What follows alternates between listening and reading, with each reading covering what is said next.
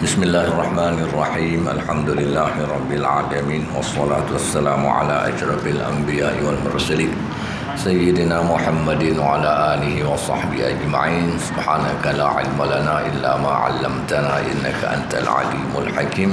Rabbi shrah li sadri wa yassir li amri wahlul 'uqdatam min lisani yafqahu qawli. Bahagia tuan imam, tuan-tuan dan puan-puan, para jemaah yang dirahmati Allah.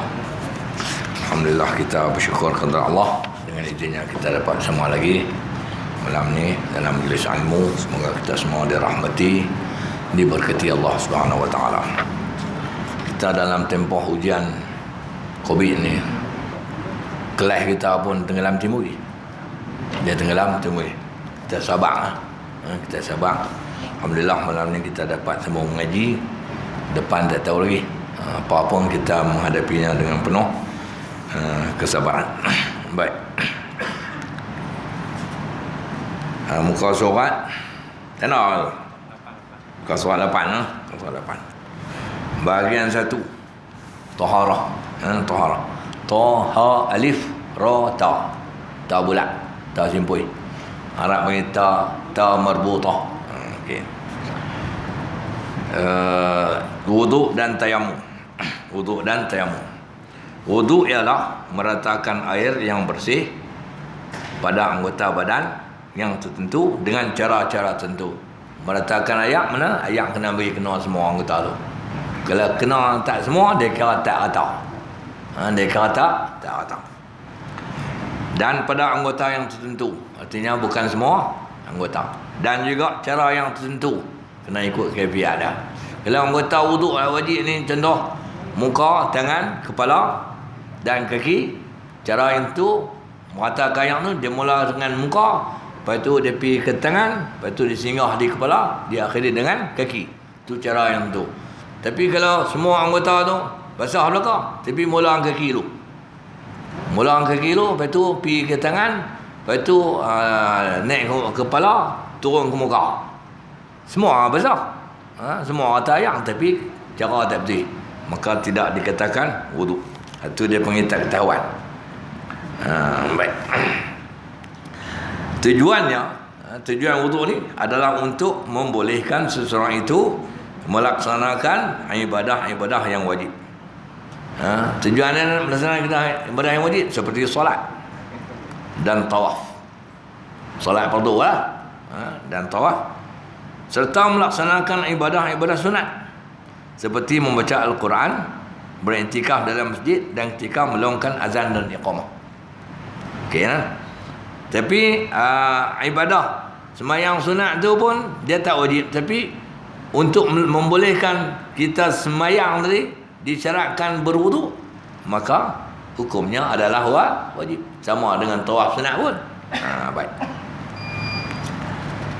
Dan ibadah yang sunat ni yang tak terikat dengan berwuduk, kalau tak ambil wuduk pun ibadah tu kita buat sah. Tapi kalau kita berwuduk, hukumnya sunat. Contoh ada apa? Baca Quran, intikaf dalam masjid, azan dan iqamah. Dia punya beza, kalau ambil wuduk, kita azan dapat pahala banyak. Kita azan tak ada wuduk, azan tu dapat pahala, tapi pahala kerana berwuduk tidak, kurang. Kurang. Habis. Dia dalam satu kitab, buka kitab Buryah, dia sebut, saya minta ingat semua, kena silap balik. Tujuan berwuduk ni ada 40. Tujuan berwuduk ni ada 40. Campurlah wajib dengan sunat tu ada 40. 20 sebelum kita buat benda tu, dan 20 lagi selepas kita buat benda tu. Semua ada 40. Antara yang sebelum kita buat benda tu ialah sembahyang wajib, sembahyang sunat. Tu hal sebelum buat. Iktikaf dalam masjid, nak mengaji, nak baca Quran, nak baca hadis, tu antara yang sunat lah. Nak iktikaf dalam masjid, tu antaranya. Okey. Antara yang sunat buat lepas benda tu ialah apa? Lepas melakukan hubungan jenis lelaki bini, sunat berwuduk. Sunat berwuduk dapat pahala. Okey. Itu contoh dah. Tayamum pula ialah menyampaikan atau menyapu debu tanah yang bersih ke muka dan kedua-dua tangan yang disertai dengan niat dan dilakukan mengikut cara-cara yang tertentu. Menyapu debu tanah yang bersih. Debu tanah lah ni senang, dia tak macam dulu. Dulu nak kena api duk ayak dia, nak kena lah pergi beli di kedai. Orang proses buat. Pergi beli di kedai. Dia gebu daripada tanah hak kita duk pergi apa? Duk ayak. Pasal depa proses, depa menega lah. Tapi kita jangan marah depa. Nak beli-beli, tak mau beli sudah. Nak setengah orang dia marah dulu. Menega pula. Lah, tak ada masalah apa. Okey. Ada satu masjid, dia suruh saya tunjuk tu, kawan jemaah tu dia retiak pergi beli debu tu. Lepas tu suruh tunjuk saya. Lalu saya kata, orang main tak apa nama kertas ni. Di meja ni. Nak tunjuk cara. Lepas tu saya suruh buat kertas 2-3 tu. Aku nak ajak hampa tengok lah, lepas tu ikut lah. Lepas tu saya pun tepuk lah. Gebu tak tengok, tepuk. Saya tepuk di muka, belum piang muka, dia pun tak tepuk. Oh, kata hampa kena aku duduk. Tu dia panggil anak murid tak setia.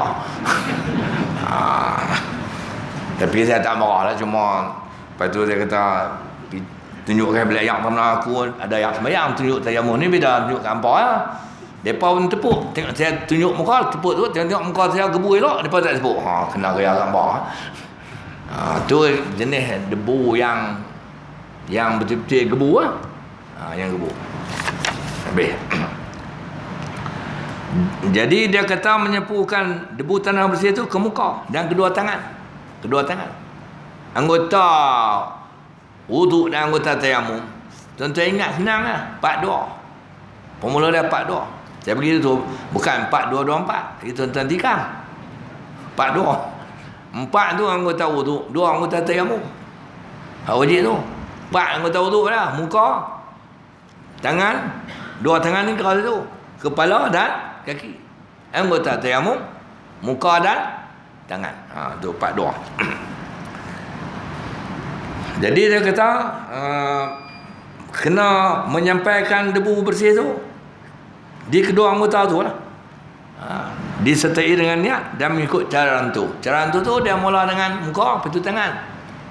Kalau katakan debu, kita mula tangan lepas tu pergi muka, tak ikut cara. Cara kalau mengaji fikah dia panggil kaifiat. Kaifiat. Bila tak ikut kaifiat, tak sah. Okey. Wuduk dilakukan oleh orang yang sihat. Biasanya wuduk dilakukan oleh orang yang sihat. Dan juga yang berkemampuan menggunakan air. Wuduk ni dilakukan oleh orang yang sihat dan orang yang berkemampuan menggunakan air.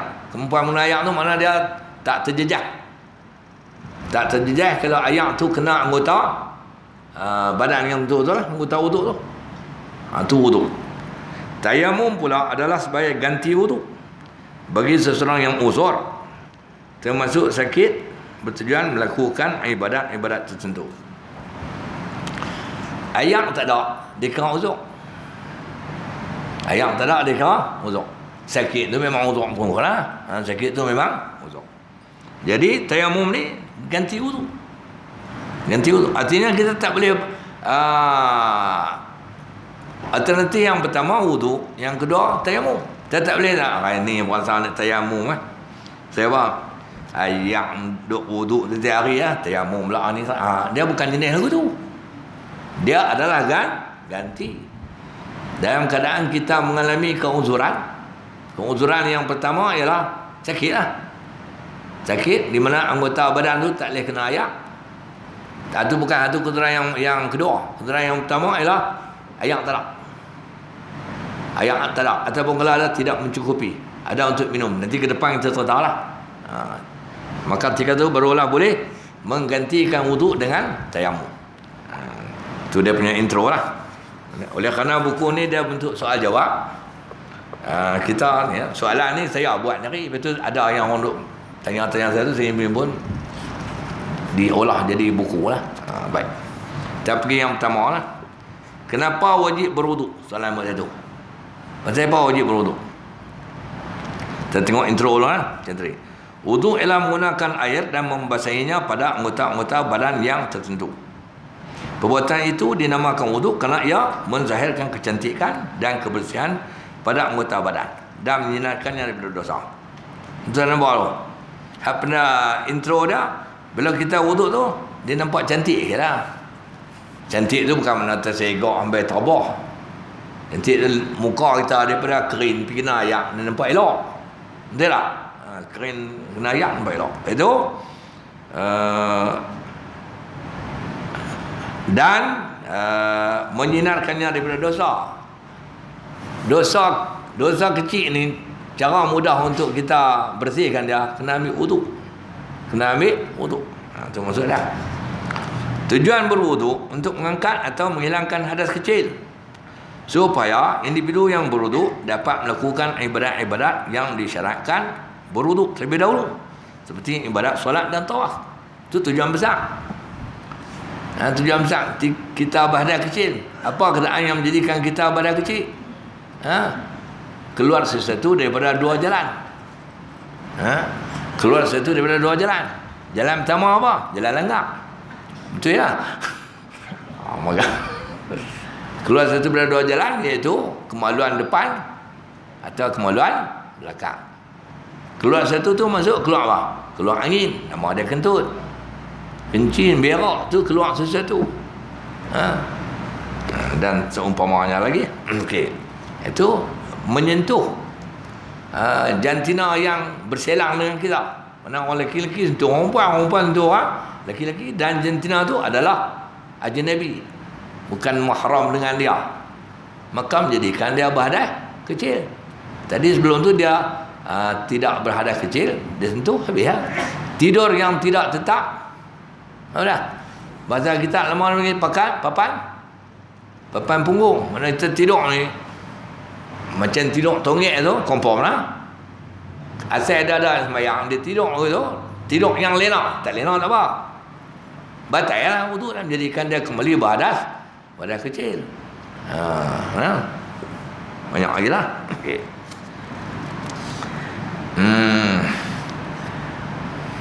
Tadi ada soalan, apa orang tanya, bukan orang tanya, orang tanya satu orang tu, ayak masuk telinga batal sembahyang lah. Tu dia soalan. Soalan. Tadi dalam buku tak ingat, tapi sebelum pukul 9 begitu. Satu orang ditanya, betul dia tak erti jawab, dia tanya satu orang pula. Orang tu kata hak tu pun tanya, ayak masuk telinga batal sembahyang lah. Tuan-tuan batal sembahyang sama dengan telinga masuk angin. Tapi dia nak tahu mana, kena jawab. Tuan-tuan tak batal yang masuk telinga. Tak. Kalau telinga putih, batal sembahyang. Telinga putih, dia ambil sembahyang tu telinga dia putih, batal sembahyang. Pasal tadi dia basuh telinga. Tak batal. Jadi dia ambil wuduk tu untuk mengangkat hadas. Orang panggil mengangkat hadas atau menghilangkan hadas dalam keadaan dia sedang berhadas. Pasal apa dia angkat hadas? Untuk membolehkan dia melakukan ibadat yang disyaratkan berwuduk. Disyaratkan wuduk tu mana wajib, sembahyang, tawaf, ataupun untuk membolehkan dia melakukan ibadat yang tidak disyaratkan berwuduk, tapi kalau disyaratkan berwuduk dapat pahala. Okey kan? Itu dia sebut bawah tu. Jika sesuatu ibadat itu tidak diwajibkan berwuduk terlebih dahulu, seperti membaca Quran tanpa memegang mushaf. Kalau pegang kena berwuduk. Dia tengok tak baca, ataupun dia baca Quran tengok dalam telefon. Okey, dan beriktikaf dalam masjid.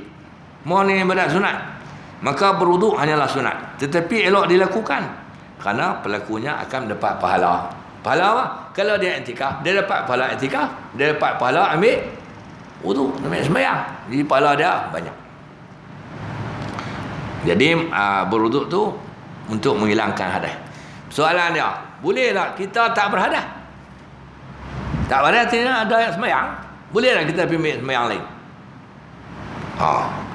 Lah kata terkeluar dari masjid lagi, Allah yang sembahyang habis lah, kita pun pergi sembahyang. Memang kena lah, pasal kita dah berhadas. Ni dah orang pekat pergi sembahyang, kita pun pergi sembahyang. Ayat sembahyang dah lari, artinya kita belum berlaku hadas. Boleh tak kita pergi sembahyang? Boleh tak? Boleh tak? Boleh. Boleh. Ni dia kata dalam buku ni untuk menghilangkan hadas. Kita tak berhadas. Pasal apa boleh? Itu kes tu nama mengaji tu. Dalam keadaan demikian, orang yang sudah berwuduk, dia pergi ambil wuduk sekali lagi. Itu dia panggil tajdid. Tajdid wuduk atau memperbarui wuduk ataupun ambil wuduk sekali lagi. Hukumnya adalah sunat. Okay, tak masalah. Kewajipan berwuduk untuk melakukan solat berdasarkan firman Allah Subhanahu wa taala. Ya ayyuhallazina amanu idza qumtum ila sholati faghsilu wujuhakum wa aydiyakum ila al-marafiq wamsahu bi ru'usikum wa arjulakum ila al-ka'bain. Wahai orang yang beriman, apabila kamu hendak mengerjakan solat padahal kamu berhadas kecil, maka berwuduklah, iaitu basuhlah muka kamu dan kedua-dua belah tangan kamu meliputi siku, dan sapulah sebahagian daripada kepala kamu, dan basuhlah kedua-dua belah kaki kamu meliputi buku lali. Itu dia huraian terjemah ayat tu. Dia menjelaskan cara kita berwuduk, kaifiat tu. Dia mulakan dengan apa lagi tak? Dengan basuh muka, lepas tu basuh tangan sampai ke siku, lepas tu sebahagian kepala dan kaki sehingga ke buku bawah. Buku lali. Saya orang punya buku lali ya. Tidak kata api, biji apa lah, kita buku lali. Saya orang punya buku lali. Tuan-tuan tahu siapa? Saya orang tak tahu. Orang kata tu, kita pakai tu. Buku lali ya. Okey. Itu soalan nombor 1. Kita berwuduk. Dia kata kenapa wajib berwuduk, tapi dalam soalan ni dijelaskan juga tentang sunat berwuduk. Wajib tu benda yang tak dapat tidak lah. Nombor 2. Soalan 10. Apa tujuan mandi? Mandi zaman lah hebat tu, pakai shower. Tuan-tuan tengok gambar. Yang kau jangan dulu mandi telaga. Mandi telaga. Ni depan saya mandi telaga. Saya bisa mandi telaga. Dulu teruk tuan. Sebab tu nak beranak segan, nak kena mandi wajib payah.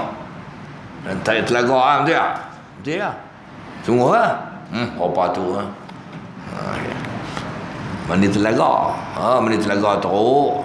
Itu telaga pula dalam kalau cangkat dia ke. Lepas tu timah pula. Kalau pagi-pagi tu timah hak jenis tin boleh ke kau? Dia tu kejang ni kena hak jenis tu upih ke plastik ke jenuh payah kocak. Anak ayam tu nawai tu. Nawai tu jurus tak habis lagi. Lepas tu turun pula. Tak habis dia tak mampu tak nak dia sembahyang subuh pun. Lebih kurang lah mandi senang.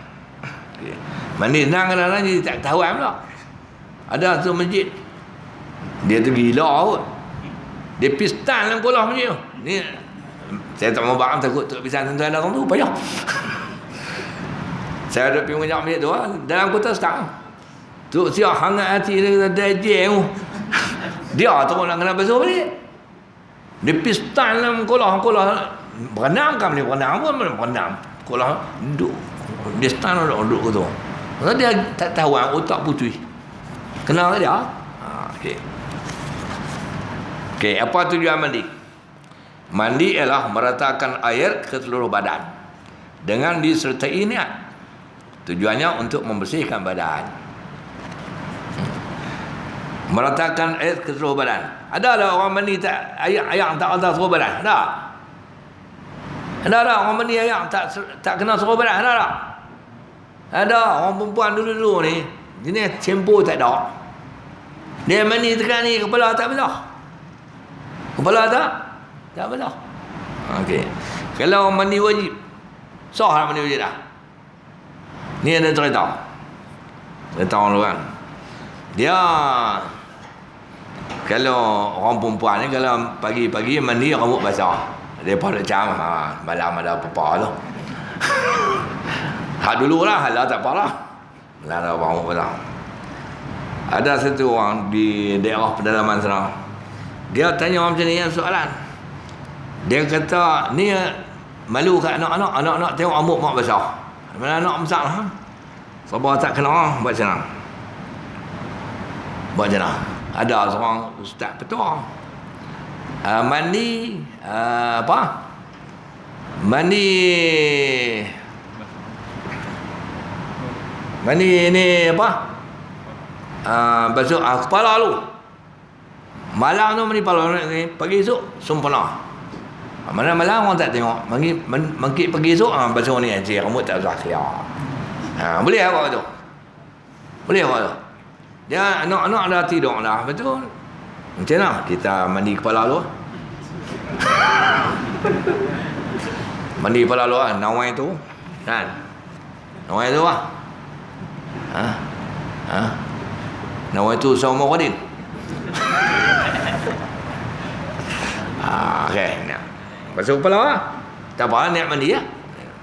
Kepala dah tu dah pukul 12 tengah malam sejuk. Dekat kepala lah. Mangkit pergi esok, sambung bawah ni sampai habis. Boleh tak buat tu? Boleh tak tu? Jawab dia boleh. Tapi wuduk tak boleh. Wuduk tak boleh. Sebab wuduk dia wajib berturut-turut. Dia mandi dia tak wajib berturut-turut. Jadi dia pagi esok dia mandi tak ada apa main orang sebut. Anak lah tengok, mak aku tak ada apa lah. Tak ada apa apa. Lebih kurang lah. Ni orang cerita orang dulu, orang dulu ni. Tak ada lah, mati habis semua dah. Okey ya. Tujuan dia meratakan air seluruh badan tu, tujuannya hani tujuan untuk membersihkan badan. Biasanya orang bagi mandi ni untuk membersihkan badan. Bersih badan tu bukan mesti berlemuh sangat. Kalau berlemuh sangat memang sah dah mandi. Kalau hampir motong getah, hampir buat bendang, yang kuih pergi peluh cerau, memang dia mandi untuk membersihkan badan. Lagi boy, jika dalam keadaan sebelum badan pun untuk kesedaran, kadang-kadang dia bukan bersih badan.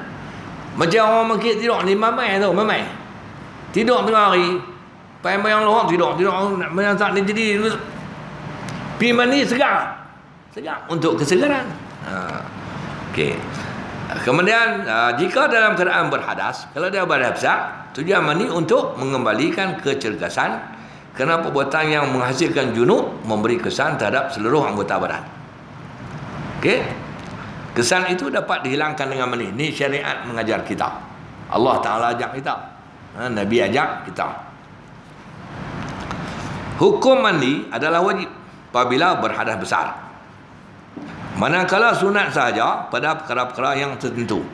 Kalau berhadas besar ni tak ada pilihan, wajib mandi. Lain daripada berhadas besar, mandi tu jatuh sunat. Okey. Pada perkara tu ada setengah tu dia jatuh harus. Harus. Okey. Kalau harus ni dia tak sah dia mandi dah. Ni harus ni tak sah dia mandi dah. Lepas tu dia mandi lepas tu sabun tak ada ataupun shampoo tak ada. Lepas tu terus ada shampoo, dia kata rambut mandi pula kali lagi. Tu harus ya. Harus. Jadi hukum besarnya wajib dan sunat. Perkara-perkara tu wajib, perkara tentu yang lain adalah sunat. 6 perkara yang mewajibkan mandi iaitu keluar mani. Keluar mani itu wajib mandi. Persetubuhan wajib mandi. Haid wajib mandi. Nifas, melahirkan anak dan mati. Okey ya, 6 sebab. 6 sebab daripada bahasa Arab ni mujibatul ghusli. Perkara-perkara yang mewajibkan mandi. Apa dia? Nombor 1. Keluar mani, persetubuhan, haid, nifas, wiladah. Wiladah tu maksud dia beranak dan mati. 6 sebab. Keluar mani, persetubuhan, haid, nifas, wiladah, beranak dan mati. 6 perkara ni, 5 kena buat sendiri. 5 kena buat sendiri. 1 orang tolong buat bagi. Mana orang tolong buat bagi? Ada lah orang mati mani sendiri. Bentuk orang buat ayak mana? Ni ayak sajalah. Okey, sah.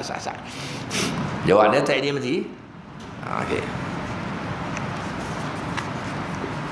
Ni cerita sikit untuk orang perempuan lah. Haid nifas, mandi, melahirkan anak. Nifas tu Dia kembang dengan melahirkan anak. Wiladah dia panggil. Wiladah. Hakikatnya orang perempuan ni, dia mandi itu sama ada kerana habis nifas ataupun kerana beranak. Habis nifas itu confirm dah beranak. Confirm dah beranak. Ada lah orang main nifas tak beranak.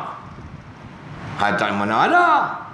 Sebab nifas itu darah yang keluar selepas anak yang dilahirkan keluar. Keluar anak tu bersama darah tu, dia punya darah fasad, darah kotor. Lepas anak keluar, darah tu keluar habis, duduk sat, keluar darah. Darah tu dia panggil nifas. Darah tu dia panggil nifas. Darah tu bila dia habis, sekurang-kurang tempoh nifas tu satu lahzah. Satu lahzah macam sekelip mata lah, keluar sat. Lepas tu kita beralih tengok tak ada. Dan paling panjang 60 hari. 60 hari.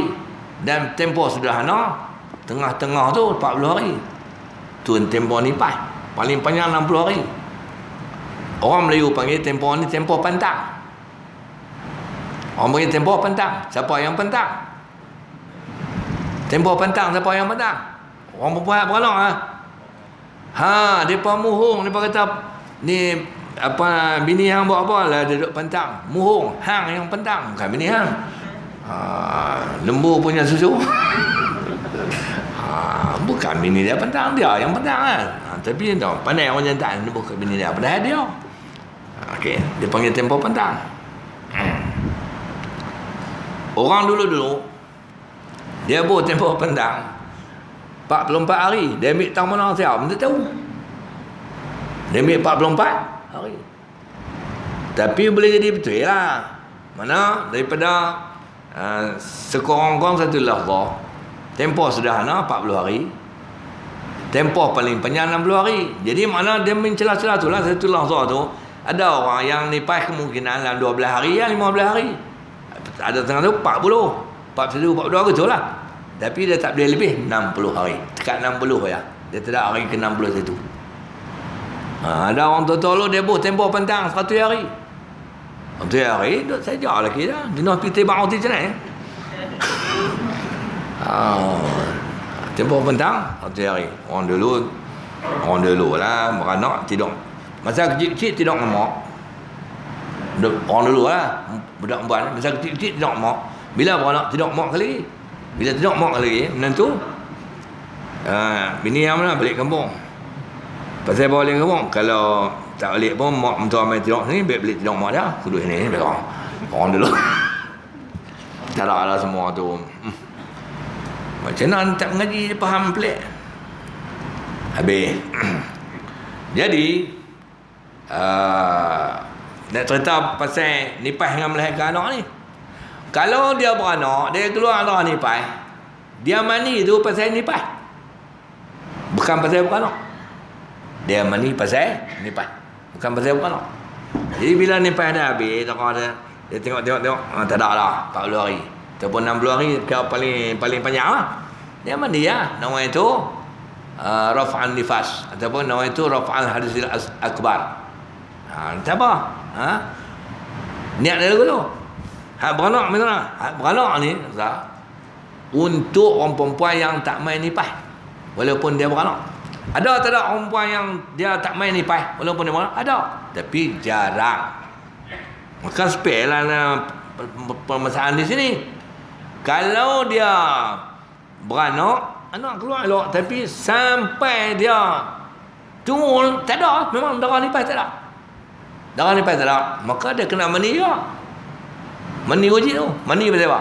Tu dia panggil mani pasal wiladah, pasal beranak. Ulama cerita lah. Jadi kat mana? Kerana dia dikeskan pada macam keluar air mani. Kan tak keluar darah nifas. Beranak tu macam keluar air mani. Pasal apa? Kerana anak tu terbentuk daripada air mani. Kena mani ya. Tapi kalau orang perempuan dia tak main nifas, dia mandi dengan sebab bila dia beranak memang tak ada, tengok tak ada.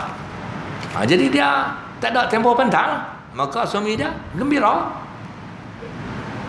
Faham? Dia keluar tak ada apa mandi terus. Nawai itu raf'al hadisil akbar lillahi ta'ala. Jadi suami dia bagus ya. Dia orang tapi jarang. Tapi hukum tu ada. Tapi biasanya dia main darah nifas. B. Dah mati. Ni enam sebab yang mewajibkan mandi. Antara perkara-perkara yang disunatkan mandi, ni sunat. Mana kalau kita mandi badan segar, pahala boleh. Pahala boleh. Bersih segar, pahala dapat. Antara perkara yang disunatkan mandi ialah mandi pada hari Jumaat. Esok ni. Mandi pada hari raya Aidilfitri. Hari raya Aidil Adha. Mandi sempena gerhana matahari. Gerhana matahari tu mandi sebelum nak sembahyang sunat gerhana tu. Dan gerhana bulan pun mandi, sunat mandi. Mandi kerana hendak solat istisqa. Mayang minta hujan okey. Mandi kerana mandikan orang mati. Orang mati mandi, dia pun mandi. Mandi kerana nak berihram haji dan umrah. Ni buatlah. Kita pergi buat haji yang umrah. Memang mandi kan. Okey. Sunat. Mandi kerana masuki Mekah.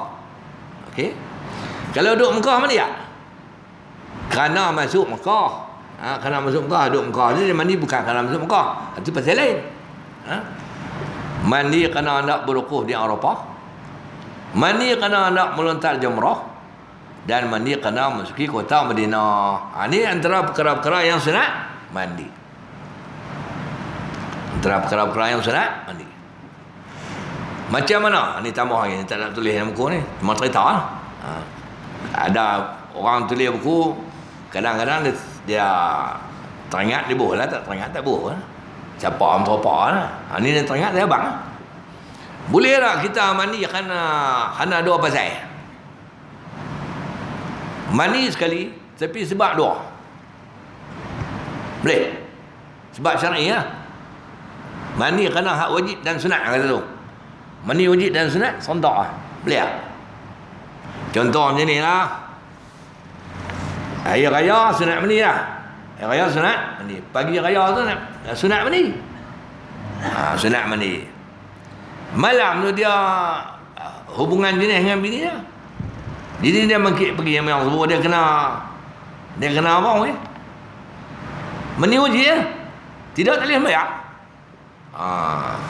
Dalam keadaan ni dia nak kena mandi berapa kali? Okey. Dia kena mandi berapa kali? Kalau dia nak ambil sunat dia kena mandi berapa kali? 2 kali. Ui, habis hayang. Okey, tengok Kalau dia junub, dia pagi nak sembahyang subuh, pagi tu pergi raya, memadai dia mandi sekali. Mandi wajib. Oleh kerana dia mandi wajib tu pada pagi hari raya, dia dapat juga pahala mandi hari raya. Tapi kalau dia mandi 2 kali, balik rumah pak mentua, menantu semua bekat balik. Semua bekat tubuh belakang menantu. Bila ayak lah satu, jenah tunggu. Betul tak? Dia mungkin pergi dia nawaitu raf'al hadis akbar mandi betul. Tu menantu anak mak dia tunggu datang balik yang. Dia keluar, lepas tu masuk balik. Menantu anak mak dia, menantu tu beres dah. Saya bawa abang masuk balik. Lupa. Tadi mandi wajib, ni mandi sunat raya pula. 2 kali. Menantu tu nak haram. Betul tak? Dia keluar 2 kali mandi.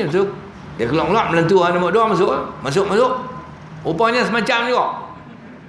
Keluar tu dia, oi, mandi sunat raya ni masuk lagi. Lepas tu lama. Lepas tu pak mentua masuk pula. Pak mentua pun 2 kali tak? Habis memadai sekali lah. Memadai sekali. Okay. Kacau. Habis. Ni tujuan mandi ya. Tujuan hak mandi harus tu macam biasa-biasa kita mandi tu harus untuk membersihkan badan, tu harus. Dia tak kait dengan munasabah. Okey. Muk 3. Ada masa dan ketikanya seseorang itu tidak dapat berwuduk. Kita kena ingat bukan sepanjang masa orang boleh berwuduk. Ada masa kita tak boleh berwuduk. Ada masanya juga dia tidak dapat mandi. Sedangkan dia wajib berwuduk atau mandi untuk membolehkannya melakukan solat dan perkara-perkara lain yang mensyaratkan wuduk dan mandi. Kenapa terjadi demikian? Ada orang ni dia nak kena berwuduk tapi tak boleh mandi, tak boleh berwuduk. Ada orang pula dia wajib mandi tapi tak boleh. Pasal apa jadi wuduk? Maka dia ada dua sebab. Ada dua sebab seorang itu tak dapat berwuduk dan tak dapat mandi. Sebab yang pertama, ketiadaan air. Air tak ada. Tak ada ni tak ada sungguh lah. Kalau air tak ada di rumah dia, air tak ada rumah dia tapi rumah sebelah ada air. Atau air rumah dia tak ada, rumah pak ada air tapi dalam kampung tu juga, tu kira ada air.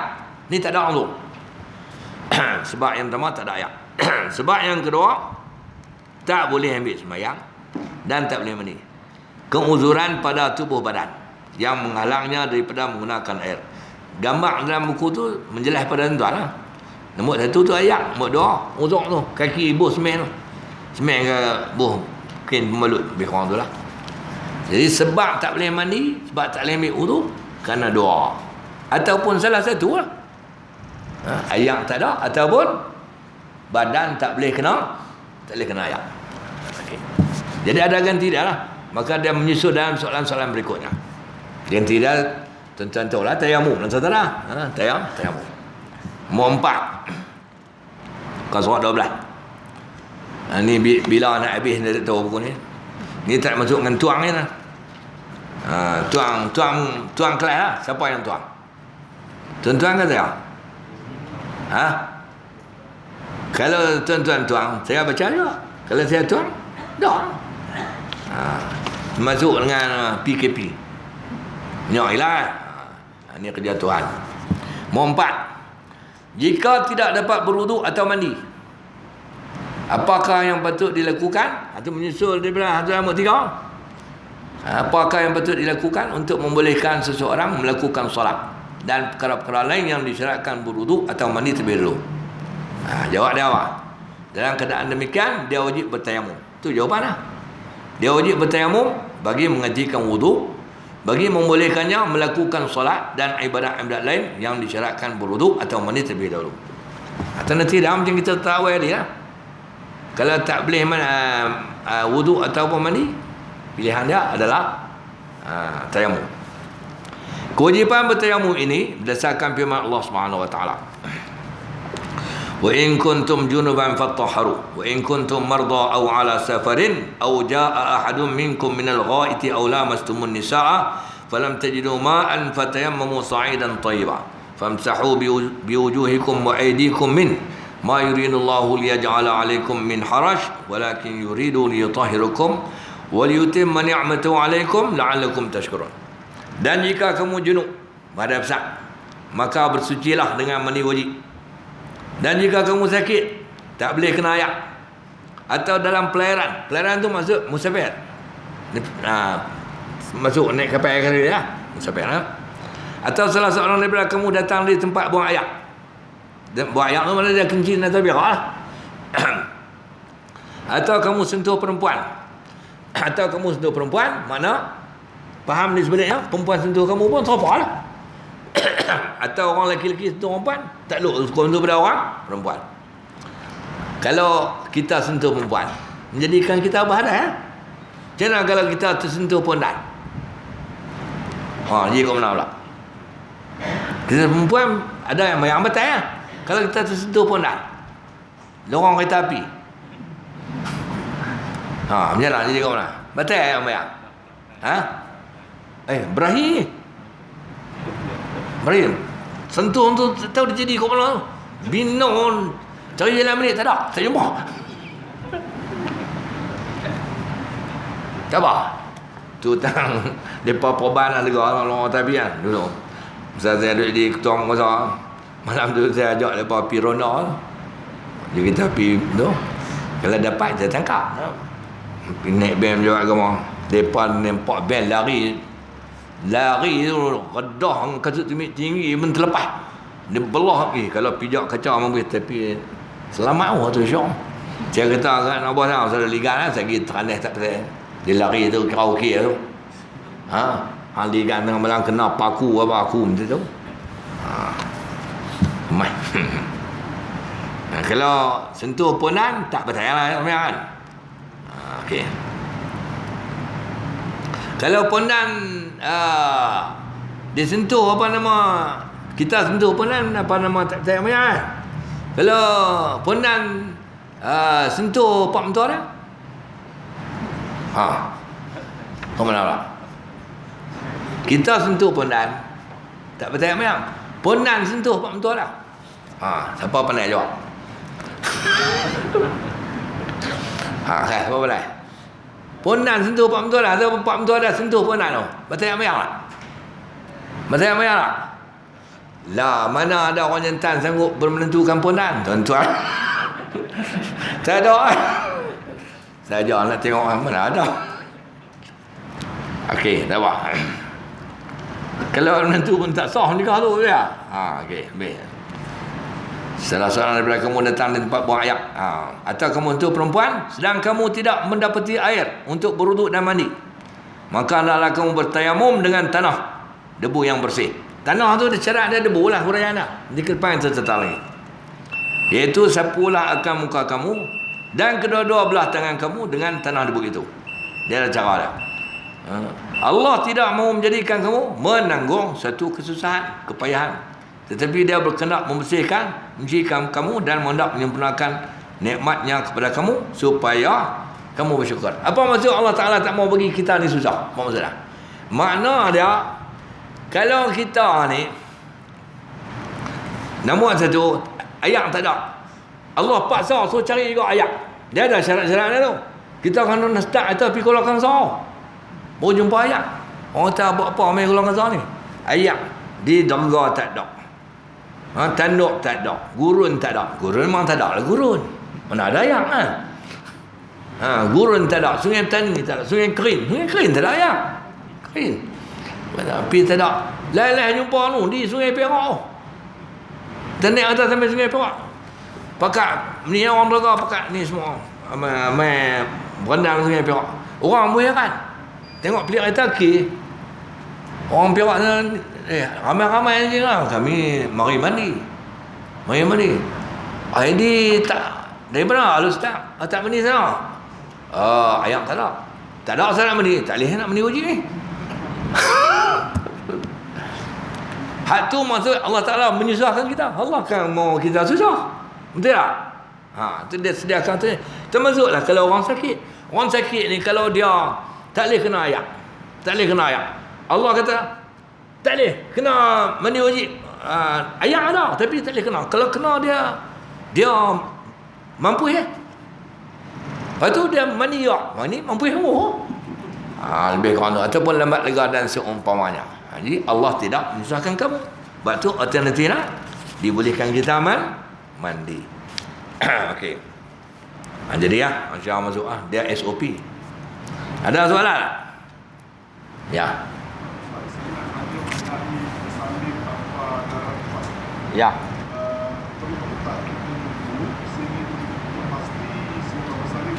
Oh, baik. Dia ini kena tanya orang yang mengalami soalan. Semua nak cerita ni soalan. Orang yang bersalin, orang beranak tu tak ada orang nipai. Perlu dah ditunggu. Dia kena tunggu dalam tempoh yang sampai orang panggil putih harap lah. Putih harap. Dia tunggu tu. Tak ada. Mungkin dia tunggu dalam kata dia beranak pukul berapa. Dia beranak sebelum Zuhur kita kata. Dia tunggu sampai asak tak keluar mai. Darah tak mai. Dia confident tak mai. Maka dia boleh mandi wajib lah. Dia boleh mandi wajib dan sembahyang. Mandi wajib tu kerana wiladah, bukan kerana nipah. Dia boleh mandi wajib. Dia main satu soalan berikut. Tentu dia sembahyang 3 hari, main darah nipah. Soalan tu kan selalu orang tengok kan. Dia sembahyang 2 hari, main darah nipah. Maka sembahyang tu kan tak pakai lah. Tapi dia tak berdosa kerana sembahyang. Pasal apa? Kerana dia tak jangka kata nak main darah nipah. Sama dengan orang main ya. Tempoh haid paling banyak 15 hari. Dia main 7 hari. Habis betul kering, tak ada apa, dia mandi dia sembahyang. Besok hari yang ke-12 keluar darah. Darah tu adalah darah haid. Darah tu adalah darah haid. Maka sembahyang dia selama ni kan tak pakai, tapi tak berdosa lah. Tu cara dia. Ada soalan? Ini 14 je. Berapa bulan ni? Ha? 18. Tak nak. Tak ada soalan. Tak ada soalan, kita jumpa lagi bulan depan. Bulan depan tak besar ya. Bismillahirrahmanirrahim. Alhamdulillahirabbil alamin wassalatu wassalamu ala asyrafil mursalin wa ala ashabihi ajma'in. Allahumma anfa'na bima 'allamtana wa 'allimna ma yanfa'una warzuqna 'ilman yanfa'una wa zidna 'ilma. Alhamdulillah ala kulli halin wa na'udzubika min halil nar. Allahumma ij'alna minal ladzina yastami'una al-qawl fayattabi'una ahsana. Wa sallallahu ala sayyidina Muhammadin wa ala alihi wa sahbihi ajma'in. Alhamdulillahirabbil alamin.